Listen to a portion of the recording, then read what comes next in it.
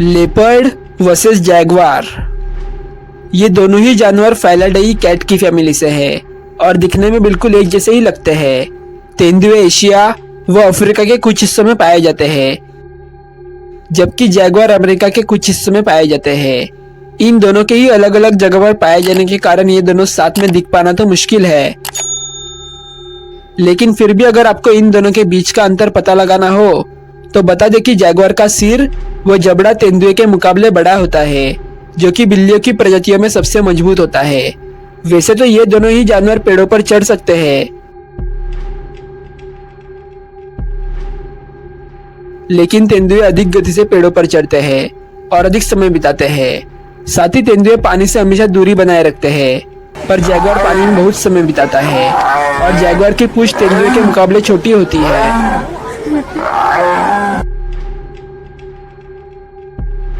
पर जैगवार दिखने में तेंदुए से काफी मोटे और गट्टी के बदन के होते हैं।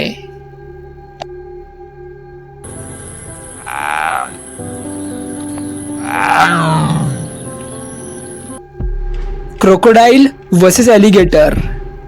मगरमच्छ और घड़ियाल दोनों एक ही परिवार क्रोकोडाइला के हैं। यही कारण है कि दोनों ही एक जैसे दिखते हैं।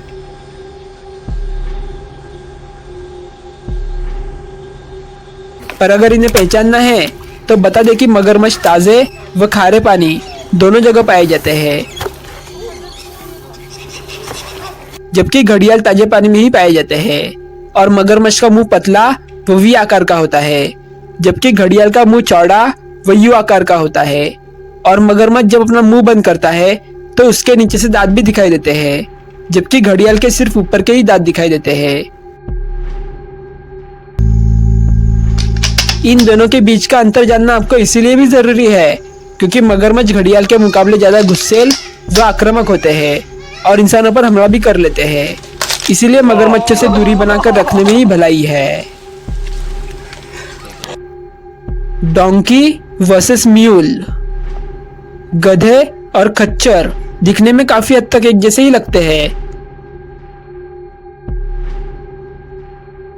पर वास्तव में खच्चर मादा घोड़े व नर गधे के प्रजनन द्वारा पैदा किया गया है।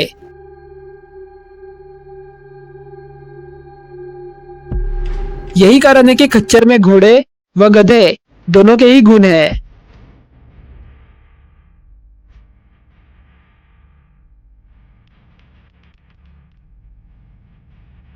और ये घोड़े की तरह फुर्तीले भी होते हैं और गधे की तरह भारी वजन भी आसानी से उठा सकते हैं।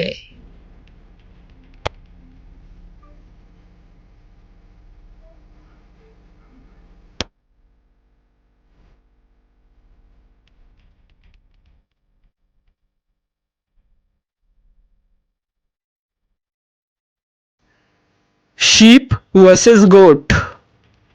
भेड़ व बकरे भी दिखने में काफी एक समान लगते हैं, पर इनकी कुछ आदतें हैं जिनसे इसमें आप आसानी से पता लगा सकते हैं। जैसे कि भेड़ गायों की तरह ही जमीन से घास चरना पसंद करते हैं, जबकि बकरे पेड़ पर लटके हुए घास को खाना पसंद करते हैं और कभी तो पेड़ों पर भी चढ़ जाते हैं।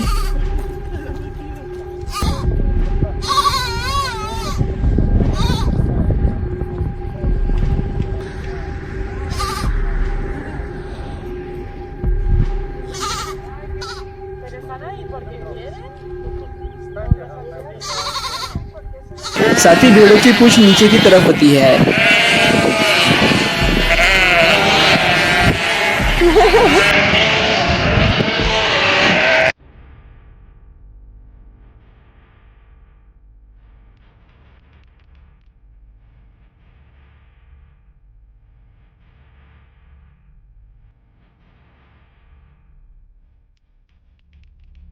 जबकि बकरों की ऊपर की तरफ उठी हुई होती है।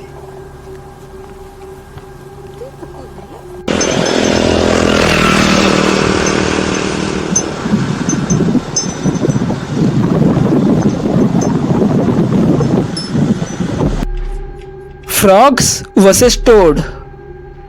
फ्रॉग और टोड दोनों ही एम्फीबियंस है और दिखने में काफी हद तक एक जैसे ही दिखते हैं, पर इनको पहचानने का आसान तरीका यह है कि फ्रॉग ज्यादा समय पानी के आसपास ही बिताते हैं और इनकी त्वचा पतली और नमीदार होती है, और इनके पैरों के बीच जाली बनी होती है जिससे पानी में आसानी से तैर सकते हैं।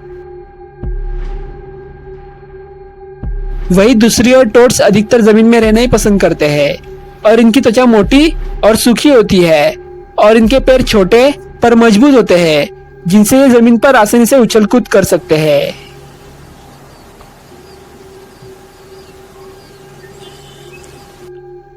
Turtle versus tortoise. वैसे तो ये दोनों एक ही प्रजाति रेप्टाइल से संबंधित है और दोनों को हिंदी में कछुआ ही कहा जाता है, लेकिन दोनों में सबसे बड़ा फर्क यह है कि टर्टल ज्यादा समय पानी में रहते हैं और टॉर्टोइस जमीन पर। टर्टल्स के पैर जालीदार होते हैं, पैरों में पंजे भी होते हैं, जबकि टर्टल्स के पैर छोटे व घुमे हुए होते हैं। टर्टल्स फल व मांस दोनों खा लेते हैं, इसीलिए सर्वाहारी होते हैं, जबकि अधिकतर टर्टल्स शाकाहारी होते हैं। और टर्टल्स की पीठ की खोल टर्टल्स के मुकाबले ज्यादा ऊंची व उठी हुई होती है। Butterfly versus moth. तितली व मॉथ दोनों एक ही लेपिडोप्टेरा फैमिली के हैं, लेकिन बहुत से लोग तितली को रंग बिरंगे व दिन में उड़ने वाले कीट, जबकि मॉथ को फीके रंग वाले व रात में ही निकलने वाले कीट मानते हैं, लेकिन यह पूरी तरह सच नहीं है। मेडागास्कर सनसेट मॉथ दिखने में रंग बिरंगे व तितली के जैसे ही होते हैं और कुछ मॉथ दिन में भी उड़ते हैं और कुछ फूलों का रस पीते हैं। और कुछ तितलियां जैसे कि कॉमन रिंगलेट फीके रंग की होती है, वो मौत के जैसी ही दिखती है। ऐसे में इन दोनों के बीच अंतर पता लगाना काफी मुश्किल हो जाता है, लेकिन कुछ ऐसे तरीके हैं जिनसे आप मौत व तितलियों में आसानी से अंतर पता लगा सकते हैं। जैसे कि तितलियों का एंटीना लंबा होता है और वे पंखों के साथ जोड़कर आराम करते हैं, और तितलियां अधिकतर दिन के समय ही सक्रिय होती है। दूसरी तरफ मौत का एंटीना छोटा और ये अपने पंखों को फैलाकर रखते हैं और अधिकतर रात के समय ही सक्रिय होते हैं। Rabbit versus hare. रैबिट और हेयर दोनों एक ही परिवार लेपर्डी से संबंधित है।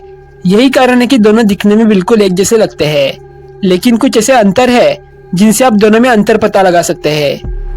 जैसे कि हेयर्स रैबिट के मुकाबले ज्यादा तेज और आकार में बड़े होते हैं। रैबिट्स के बच्चों को किटन या बनी कहा जाता है, जबकि हेयर्स के बच्चों को लेवरेट कहा जाता है। और रैबिट्स के बच्चों की जन्म के समय आंखें बंद होती है और शरीर में बाल नहीं होते। वही दूसरी ओर हेयर्स के बच्चों के जन्म के समय बाल होते हैं और देखने में भी सक्षम होते हैं। इन दोनों का सबसे बड़ा अंतर यह भी है कि रैबिट्स अधिकतर झुंड में रहते हैं और इंसानों के साथ भी रहना पसंद करते हैं, जबकि हेयर्स अकेले रहना पसंद करते हैं। Lizard versus salamander. ये दोनों ही दिखने में काफी एक जैसे लगते हैं, जैसे कि दोनों ही 4 पैरों में चलते हैं, लंबी पूंछ होती है और लंबा शरीर होता है। पर इनमें सबसे बड़ा अंतर यह है कि ये दोनों ही अलग अलग परिवार के हैं। लिजर्ड सांपों व कछुओं की तरह रेप्टाइल होती है, जबकि सैलामेंडर्स मेंढकों की तरह एम्फीबियन होती है। यही कारण है कि छिपकलियों के पैरों में पंजे होते हैं, जबकि सैलामेंडर्स के पैरों में पंजे नहीं होते। और सैलामेंडर्स की त्वचा मेंढकों की तरह ही मुलायम व नमीदार होती है, और छिपकलियों की त्वचा सूखी हुई व मोटी होती है। Dolphin versus porpoises. Dolphin Delphinidae family से संबंधित है, जबकि पोर्पोइसेस फोकोइनाइडे फैमिली से संबंधित है। डॉल्फिन की 32 की करीब प्रजातियां पाई जाती है, जबकि पोर्पोइसेस की सिर्फ 7 प्रजातियां पाई जाती है, जिनमें से एक तो विलुप्त होने की कगार पर है। ये दोनों ही दिखने में तो एक जैसे लगते हैं, लेकिन कुछ ऐसे तरीके हैं जिनसे आप इन दोनों में अंतर पता लगा सकते हैं। जैसे कि डॉल्फिन का मुंह लंबा व नुकीला होता है और पंख घूमे हुए होते हैं। दूसरी तरफ पोर्पोइसेस का मुंह गोल आकार का और पंख त्रिकोण आकार के होते हैं।